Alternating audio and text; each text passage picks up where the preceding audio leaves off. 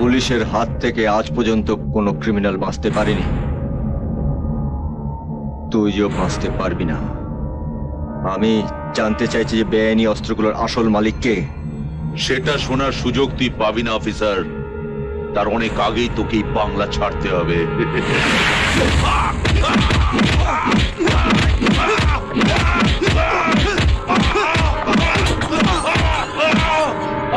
কিছু বলেছে? না স্যার। তাহলে আর ওকে বাঁচিয়ে রাখার দরকারটা কি?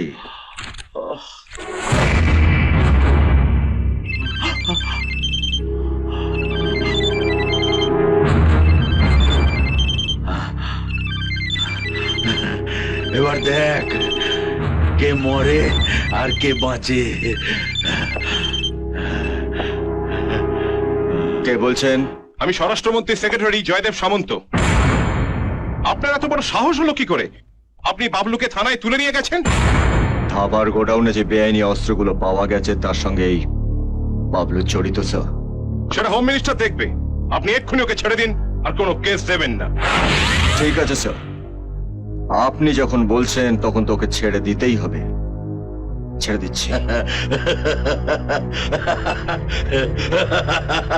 চার সালা। একে ছেড়ে দেবেন স্যার? স্বরাষ্ট্রমন্ত্রী মহাশয় সেক্রেটারির হুকুম, ওকে না ছেড়ে কোনো উপায় আছে? তবে কখন ছাড়তে হবে সেই কথাটা এখনো উনি আমাকে বলেননি। কয়েক ঘন্টা সময় আছে। ওর শরীরের হাড় গোড়গুলোকে ভেঙে চাউমিন করে দাও, টিফিন ক্যারিয়ারে ভরে আমি সেক্রেটারি মহাশয়কে দিয়ে আসবো।